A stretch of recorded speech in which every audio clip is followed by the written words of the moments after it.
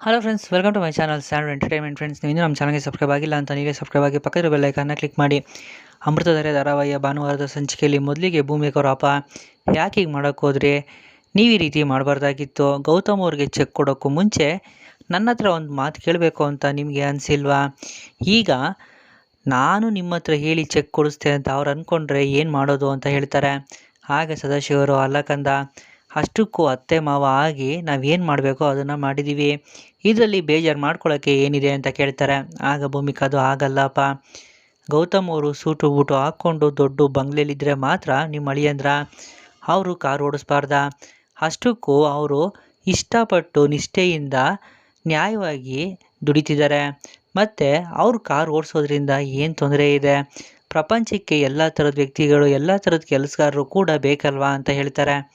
ಆಗ ಸದಾಶಿವರು, ಕಂದ, ನೀನು ಯಾಕೆ ಈ ರೀತಿ ಎಲ್ಲ ಮಾತಾಡ್ತಿದ್ಯಾ, ನಾವು ನೋಡಿರೋಂಥ ಅಳಿಯಂದರು ಬೇರೆ, ಹೀಗಿರುವಾಗ ಈ ಥರ ಅಳಿಯಂದ್ರನ್ನ ನೋಡೋದಕ್ಕೆ ನಮಗೂ ಕೂಡ ಸ್ವಲ್ಪ ನೋವಾಗುತ್ತೆ ಅಲ್ವಾ, ಮತ್ತು ನನ್ನ ಮಗಳು ಮತ್ತು ಅಳಿಯಂದರು ಮೊಮ್ಮಕ್ಕಳು ಎಲ್ಲರೂ ಕೂಡ ಚೆನ್ನಾಗಿರಬೇಕು ಅನ್ನೋದು ನಮ್ಮ ಆಸೆ ಆಗಿರುತ್ತೆ ಅಲ್ವಾ ಅಂತ ಹೇಳ್ತಾರೆ. ಆಗ ಭೂಮಿಕಾ, ಅಪ್ಪ, ನಿಮ್ಮ ಆಸೆ ಆರೈಕೆ ಪ್ರತಿಯೊಂದು ಕೂಡ ನನಗೂ ಅರ್ಥ ಆಗುತ್ತೆ, ಆದರೆ ನಿಮ್ಮ ಮಗಳು ಚೆನ್ನಾಗಿ ಬದುಕ್ತಿಲ್ಲ, ನೀವು ಅಂದ್ಕೊಂಡಿರೋ ರೀತಿ ಬದುಕನ್ನ ಕಟ್ಕೊಡೋಕ್ಕೆ ನನ್ನ ಕೈಲಿ ಆಗ್ತಿಲ್ವಲ್ಲ ಅಂತ ಗೌತಮ್ ಅವ್ರಿಗೆ ಅನ್ನಿಸ್ಬಾರ್ದಲ್ವಾ, ಅವ್ರ ದೃಷ್ಟಿಲಿ ನೀವು ಚಿಕ್ಕವರಾಗೋದು ನನಗೆ ಸ್ವಲ್ಪ ಕೂಡ ಇಷ್ಟ ಇಲ್ಲ, ಅದಕ್ಕೆ ಈ ರೀತಿ ಹೇಳಿದೆ, ಏಕಾಏಕಿ ನೀವು ಈ ನಿರ್ಧಾರ ಮಾಡಿದ್ರಲ್ವಾ, ಅದು ನನಗೆ ಬೇಜಾರು ತರಿಸ್ತು ಅಂತ ಹೇಳ್ತಾರೆ. ಆಗ ಮಂದಾಕಿನಿ, ಅಯ್ಯೋ ಕಂದ, ಇದರಲ್ಲಿ ಬೇಜಾರು ಮಾಡ್ಕೊಳ್ಳೋಕ್ಕೆ ಏನಿದೆ, ನೀನು ಅಂದ್ಕೊಂಡಿರೋ ಹಾಗೆ ಅಳಿಯಂದರು ಯಾವ ರೀತಿ ಕೂಡ ಯೋಚನೆ ಮಾಡಿರಲ್ಲ, ನೀನೇ ಸುಮ್ಮನೆ ಏನೇನೋ ಅಂದ್ಕೊಂಡು ಈ ರೀತಿ ಎಲ್ಲ ಹೇಳ್ತಿದ್ಯಾ ಅಷ್ಟೇ ಅಂತ ಹೇಳ್ತಾರೆ. ಆಗ ಸದಾಶಿವರು, ನೋಡು ಕಂದ, ಈಗಲೇ ಬೇಕಾದರೆ ನಾನು ಅಳಿಯಂದ್ರ ಹತ್ರ ಹೋಗಿ ಹಾಗೆ ನಡ್ಕೊಂಡಿದ್ದಕ್ಕೆ ಸಾರಿ ಅಂತ ಕೇಳಿಬಿಡ್ತೀನಿ, ಅದರಲ್ಲಿ ನನಗೇನು ಬೇಜಾರಿಲ್ಲಮ್ಮ ಅಂತ ಹೇಳ್ತಾರೆ. ಆಗ ಭೂಮಿಕಾ, ಅಯ್ಯೋ ಅಪ್ಪ, ಹಾಗೆ ಮಾತ್ರ ಮಾಡೋಕ್ಕೆ ಹೋಗಬೇಡಿ, ಈ ವಿಷಯ ನನಗೆ ಗೊತ್ತಾಗಿದೆ ಅಂತ ಗೌತಮ್ ಅವ್ರಿಗೆ ಗೊತ್ತಾಗೋದು ಬೇಡ, ಹಾಗೆ ಈ ವಿಷಯನ ಇಲ್ಲಿಗೆ ಬಿಟ್ಬಿಡಿ ಅಂತ ಭೂಮಿಕಾ ಹೇಳ್ತಾರೆ. ಆಗ ಸದಾಶಿವರು, ನೋಡು ಕಂದ, ದೇವರು ನಮಗೆ ಇಷ್ಟೆಲ್ಲ ಕೊಟ್ಟಿರ್ಬೋದು, ಆದರೆ ಅಳಿಯಂದ್ರಿಗೆ ಸಹಾಯ ಮಾಡುವಷ್ಟು ದೊಡ್ಡವರು ನಾವಲ್ಲ ಅನ್ನೋದು ನನಗೆ ಚೆನ್ನಾಗೇ ಗೊತ್ತಿದೆ, ಹಾಗೆ ಮುಂದೆ ಒಂದು ದಿನ ನಿಮ್ಗೆ ಯಾವತ್ತಾದರೂ ಸಹಾಯ ಬೇಕು ಅಂತಂದರೆ ಅಳಿಯಂದ್ರಂತೂ ಕೇಳೋದಿಲ್ಲ, ನೀನಾದರೂ ನಿನ್ನ ಸ್ವಾಭಿಮಾನನ ಪಕ್ಕಕ್ಕಿಟ್ಟು ನಮ್ಮ ಹತ್ರ ಸಹಾಯ ಕೇಳೋ, ಎಷ್ಟೇ ಆದರೂ ನಾವು ನಿಮ್ಮ ತಂದೆ ತಾಯಿಗಳು, ನಮ್ಮ ಸಮಾಧಾನಕ್ಕೋಸ್ಕರನಾದರೂ ಹ್ಞೂ ಅಂತ ಹೇಳು ಕಂದ ಅಂತ ಹೇಳ್ತಾರೆ. ಆಗ ಭೂಮಿಕಾ, ಸರಿಯಪ್ಪ, ಮುಂದೆ ಯಾವತ್ತಾದರೂ ಅಂಥ ಪರಿಸ್ಥಿತಿ ಬಂದರೆ ನಾನು ಖಂಡಿತ ನಿಮ್ಮ ಸಹಾಯ ಕೇಳ್ತೀನಿ ಅಂತ ಹೇಳ್ತಾರೆ. ಅವ್ರ ಮಾತನ್ನು ಕೇಳಿ ಸದಾಶಿವ ಮತ್ತು ಮಂದಾಕಿನಿ ಅವ್ರಿಗೂ ಖುಷಿ ಆಗುತ್ತೆ. ಮತ್ತೆ ಇಲ್ಲಿ ಮಲ್ಲಿ ಸೈಡಿಗೆ ಬಂದು ಸುನೀಲ್ ಅವ್ರಿಗೆ ಫೋನ್ ಮಾಡ್ತಾರೆ. ಆಗ ಸುನೀಲ್ ಫೋನ್ ರಿಸೀವ್ ಮಾಡಿ, ಈ ಬಡಪಾಯಿನ ನೆನೆಸ್ಕೊಂಡು ಈಗಲಾದರೂ ಫೋನ್ ಮಾಡಿದ್ರಲ್ಲ, ಥ್ಯಾಂಕ್ಸ್ ಮೇಡಮ್ ಅಂತ ಹೇಳ್ತಾರೆ. ಆಗ ಮಲ್ಲಿ, ಯಾವ ಬಡಪಾಯಿ, ಹಾಗೆಲ್ಲ ಏನೂ ಇಲ್ಲ, ನಿನಗೆ ಚೆನ್ನಾಗಿ ಕ್ಲಾಸ್ ತೊಗೊಬೇಕು ಅಂತಲೇ ಫೋನ್ ಮಾಡಿದ್ದು ಅಲ್ವೋ, ಒಂದು ಸರಿ ಫೋನ್ ಕಟ್ ಮಾಡಿದ್ರೆ ಬ್ಯುಸಿ ಇದ್ದೀನಿ ಅಂತ ಅರ್ಥ ಮಾಡ್ಕೊಳಕ್ಕಾಗಲ್ವಾ, ಪದೇ ಪದೇ ಫೋನ್ ಮಾಡ್ತಿರ್ತೀಯಲ್ಲ, ನಿನಗೆ ಏನು ಹೇಳಬೇಕು ಅಂತ ಕೇಳ್ತಾರೆ. ಆಗ ಸುನೀಲ್, ಅಯ್ಯೋ ಮೇಡಮ್, ಅದು ಹಾಗಲ್ಲ, ನೀವು ನೋಡಿದ್ರೆ ಸಿಗ್ತೀನಿ ಅಂತ ಹೇಳಿದ್ರಿ, ಆದರೆ ಯಾವಾಗ ಎಲ್ಲಿ ಅಂತ ಹೇಳಿಲ್ಲ ಅಲ್ವಾ, ಅದಕ್ಕೆ ಕೇಳೋಣ ಅಂತ ಫೋನ್ ಮಾಡಿದೆ ಅಷ್ಟೇ ಅಂತ ಹೇಳ್ತಾರೆ. ಆಗ ಮಲ್ಲಿ, ನಾನು ನಿನಗೆ ಸಲಿಗೆ ಕೊಟ್ಟಿದ್ದೆ ಅತಿ ಆಯಿತು, ಇತ್ತೀಚೆಗೆ ತುಂಬಾ ಓವರ್ ಮಾಡ್ತಿದ್ಯಾ, ಅಷ್ಟು ಸರಿ ಕಾಲ್ ಮಾಡ್ತಾರಾ ಅಂತ ಬೈತಾರೆ. ಆಗ ಸುನೀಲ್, ಅಯ್ಯೋ ನನಗೆ ನಾನಾಗೆ ಫೋನ್ ಮಾಡಿದ್ದಲ್ಲ ಮೇಡಮ್, ನಿಮಗೆ ಯಾಕೆ ಇಷ್ಟೊಂದು ನಾನ್ ಸ್ಟಾಪಾಗಿ ಬೈತಿದ್ದೀರಾ ಅಂತ ಕೇಳ್ತಾರೆ. ಆಗ ಮಲ್ಲಿ, ನೀನಾಗಿ ನೀನೇ ಮಾಡಿಲ್ಲ ಅಂತಂದರೆ ಮತ್ತೆ ನಿನಗೆ ಯಾರು ಹೇಳಿ ಫೋನ್ ಮಾಡಿಸಿದ್ರು ಅಂತ ಕೇಳ್ತಾರೆ.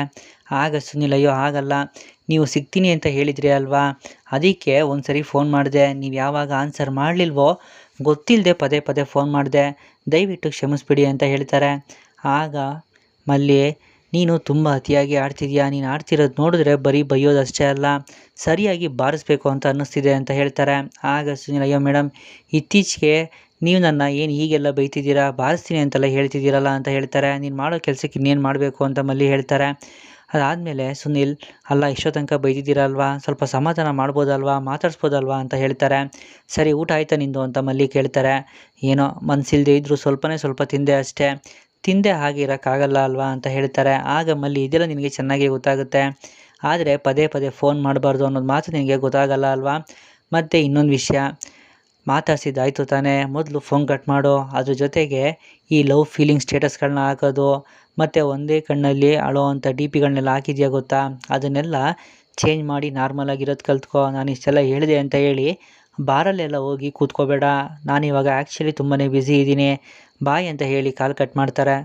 ಮತ್ತೆ ಇಲ್ಲಿ ಸುನಿಲ್ ಜಯದೇವ್ ಅವ್ರನ್ನ ಮೀಟ್ ಮಾಡೋಕ್ಕೆ ಅಂತ ಬಂದು ಮನೆ ಆಚೆ ಕೂತಿರ್ತಾರೆ. ಅಲ್ಲಿಗೆ ಜಯದೇವ್ ಅವ್ರು ಬಂದು, ಏನೋ ಪೈಲ್ವಾನ್ ಮನೆ ಒಳಗಡೆ ಬರದೆ ಇಲ್ಲೇ ಕೂತಿದ್ಯಲ್ಲ, ಯಾರು ಏನಪ್ಪ ಮಾಡಿದ್ರು, ಯಾರಾದರೂ ಬೈದ್ರಾ ಹೊಡೆದ್ರಾ ಅಂತ ಕೇಳ್ತಾರೆ. ಆಗ ಸುನಿಲ್, ಅದೊಂದು ಬಾಕಿ ಇದೆ ಬಾಸ್ ಇವಾಗ ನನಗೆ ಅಂತ ಹೇಳ್ತಾರೆ. ಯಾಕೋ ಏನಾಯಿತು ಅಂತ ಜಯದೇವ್ ಕೇಳ್ತಾರೆ.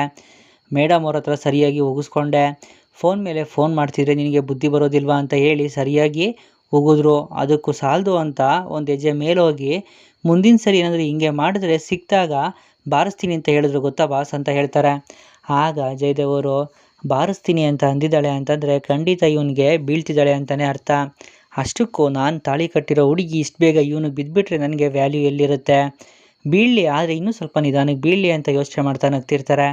ಆಗ ಸುನಿಲ್, ಏನು ಬಾಸ್ ನನ್ನ ಕಷ್ಟ ಅರ್ಥ ಮಾಡ್ಕೊತೀರಾ ಅಂತ ನಡೆದಿರೋದನ್ನ ಹೇಳಿದ್ರೆ ನೀವು ನೋಡಿದ್ರೆ ನಗ್ತಿದ್ದೀರಲ್ಲ, ನಾನೇನು ನಿಮ್ಮ ಕಣ್ಣಿಗೆ ಜೋಕರ್ ಥರ ಕಾಣಿಸ್ತಿದ್ದೀನಾ ಅಂತ ಕೇಳ್ತಾರೆ. ಆಗ ಜಯದೇವರು, ಅಲ್ವಾ ಪೈಲ್ವಾನ್, ನಾನು ತಾನೇ ಇನ್ನೇನು ಮಾಡಲಿ, ನೀನು ತುಂಬ ಟ್ಯಾಲೆಂಟೆಡ್ ಹುಡುಗ ಅಂತ ಈ ಕೆಲಸನ ನಿನಗೆ ವಹಿಸಿದ್ರೆ ನೀನು ನೋಡಿದ್ರೆ ಒಳ್ಳೆ ಚಿಕ್ಕ ಮಕ್ಕಳು ಸ್ಕೂಲಿಂದ ಬಂದಮೇಲೆ ನನಗೆ ಅವನು ಹೊಡೆದ, ಇವನು ಪರಿಸ್ತಾ, ನನ್ನ ಮೆಂಡರ್ ಕಳೆದೋಯ್ತು, ಅದು ಇದು ಅಂತ ಕಂಪ್ಲೇಂಟ್ ಹೇಳ್ತಾರಲ್ಲ, ಆ ರೀತಿ ಯಾವಾಗಲೂ ಕಂಪ್ಲೇಂಟ್ ಹೇಳ್ತಿರ್ತೀಯಲ್ಲ.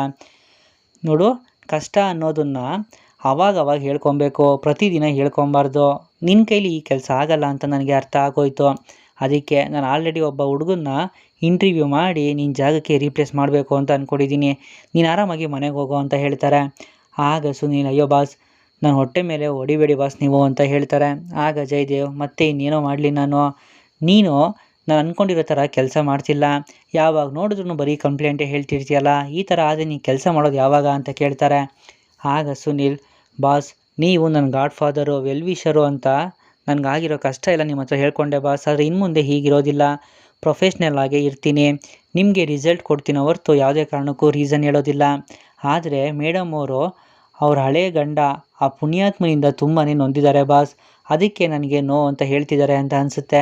ಅವ್ರ ಗಂಡನೇ ನನಗೆ ವಿಲನ್ ಆಗಿಬಿಟ್ಟ ಬಾಸ್, ಅವನ ಅಜ್ಜಿ ಅಂತ ಬೈತಾರೆ. ಆಗ ಜಯದೇವರು, ಬಾಯಿ ಮುಚ್ಚೋ ಸಾಕು, ಅವ್ರ ಗಂಡ ನಿನಗೆ ಏನೋ ಮಾಡಿದ್ದಾನೆ, ಅವಳಿಗೆ ಅವ್ರ ಗಂಡ ಪಾಸ್ಟಲ್ಲಿ ಏನು ಬೇಕಾದರೂ ಮಾಡಿರಲಿ, ಆದರೆ ನೀನು ಜಸ್ಟ್ ನಿನ್ನ ಕೆಲಸನ ಮಾತ್ರ ಮಾಡಬೇಕು, ಅರ್ಥ ಆಯ್ತಾ ಅಂತ ಹೇಳ್ತಾರೆ. ಆಗ ಸುನಿಲ್, ಆಯಿತು ಬಾಸ್, ಇನ್ನು ಮುಂದೆ ನಾನು ಕರೆಕ್ಟಾಗಿ ಕೆಲಸ ಮಾಡ್ಕೊಂಡು ಹೋಗ್ತೀನಿ ಅಂತ ಹೇಳ್ತಾರೆ. ನೋಡು, ನೀನು ಪ್ರಯತ್ನ ಪಡೋದು ಅಷ್ಟೇ ಅಲ್ಲ, ನನಗೆ ಫಲಿತಾಂಶ ಬೇಕು, ರಿಸಲ್ಟ್ ಬೇಕು, ಮೊದಲು ನಿನ್ನ ಕೆಲಸದ ಕಡೆ ಗಮನ ಕೊಡು ಅಂತ ಹೇಳಿ ಅಲ್ಲಿಂದ ಹೋಗ್ತಾರೆ. ಆಗ ಸುನಿಲ್, ನನ್ನ ಲೈಫು ಗರ್ಗಸದ ಮಧ್ಯೆ ಸಿಗಾಕೊಂಡಿರೋ ಮರದ ತುಂಡು ಥರ ಆಗಿಬಿಟ್ಟಿದೆ, ಆ ಕಡೆ ಅವರು ಈ ಕಡೆ ಇವರು ಸರಿಯಾಗಿ ಕುಯ್ತಿದ್ದಾರೆ, ಏನಪ್ಪ ಮಾಡಲಿ ಅಂತ ಯೋಚನೆ ಮಾಡ್ತಾ ಅಲ್ಲಿಂದ ಹೋಗ್ತಾರೆ. ಮತ್ತೆ ಇಲ್ಲಿ ಜೇಡಿ ಒಬ್ಬರೇ ನಿಂತಿರ್ತಾರೆ. ಅಲ್ಲಿಗೆ ದಿಯಾ ಬರ್ತಾರೆ. ಜೈ, ಇಲ್ಲಿ ಒಬ್ಬರೇ ನಿಂತ್ಕೊಂಡು ಏನು ಮಾಡ್ತಾ ಇದ್ದೀರಾ, ಏನು ಯೋಚನೆ ಮಾಡ್ತಾ ಇದ್ದೀರಾ ಅಂತ ಕೇಳ್ತಾರೆ. ನಿಮ್ಮ ತಲೆಯಲ್ಲಿ ಏನು ಓಡ್ತಾ ಇದೆ ಜೈ ಅಂತ ಕೇಳ್ತಾರೆ. ಆಗ ಜೇಡಿ, ಸಿಕ್ಕಾಪಟ್ಟೆ ಓಡ್ತಾ ಇದೆ ಬೇಬಿ, ನಾನು ತುಂಬ ದಿನದಿಂದ ಒಂದು ಲೆಕ್ಕಾಚಾರ ಆಗ್ತಾ ಇದ್ದೆ, ಅದು ಸರಿನಾ ತಪ್ಪಾ, ನಾನು ಹೋಗ್ತಾ ಇರೋ ದಾರಿ ಕರೆಕ್ಟಾಗಿದೆಯಾ ಇಲ್ವಾ ಅಂತ ಒಂದು ಗೊತ್ತಾಗ್ತಾ ಇಲ್ಲ ಅಂತ ಹೇಳ್ತಾರೆ. ಆಗ ದಿಯಾ, ಹೌದಾ ಏನು ವಿಷಯ ಅಂತ ಕೇಳ್ತಾರೆ. ಇಲ್ಲ ಬೇಬಿ, ಈಗಲೇ ಅದನ್ನು ಹೇಳೋಕ್ಕಾಗಲ್ಲ, ಇದಕ್ಕಿಂತ ಮುಂಚೆ ಎಲ್ಲ ಮೊದಲೇ ಮಾತಾಡ್ಕೋತಾ ಇದ್ವಿ, ಅದರಿಂದ ನಾವು ಅಂದ್ಕೊಂಡಾಗೆ ಏನೂ ಆಗ್ತಾ ಇರಲಿಲ್ಲ, ಈ ಸರಿ ಕೆಲಸ ಮುಗಿದು ರಿಸಲ್ಟ್ ಬರೋ ತನಕ ಈ ವಿಷಯನ ನಾನು ಹೇಳೋದಿಲ್ಲ ಅಂತ ಹೇಳ್ತಾರೆ. ಆಗ ದಿಯಾ, ಜೈ ಏನು ಮಾತಾಡ್ತಿದ್ದೀರಾ ನೀವು, ಗಂಡ ಹೆಂಡತಿ ಮಧ್ಯೆ ಯಾವ ಸೀಕ್ರೆಟ್ ಇರಬಾರ್ದು ಅಂತ ಹೇಳ್ತಾರೆ. ನೀವು ನೋಡಿದ್ರೆ ನಮ್ಮ ಮಧ್ಯೆ ಸೀಕ್ರೆಟ್ ಮಾಡ್ತಾ ಇದ್ದೀರಲ್ಲ, ಯಾಕೆ ನಿಮಗೆ ನನ್ನ ಮೇಲೆ ನಂಬಿಕೆ ಇಲ್ವಾ ಅಂತ ಕೇಳ್ತಾರೆ. ಆಗ ಜೇಡಿ, ಗಂಡ ಹೆಂಡತಿ ಮಧ್ಯ ಯಾವುದೇ ರೀತಿ ಸೀಕ್ರೆಟ್ ಇರಬಾರ್ದು, ಆದರೆ ಗಂಡ ಹೆಂಡತಿ ವಿಚಾರದಲ್ಲಿ ಸೀಕ್ರೆಟ್ ಇರಬಹುದು ಅಂತ ಹೇಳ್ತಾರೆ.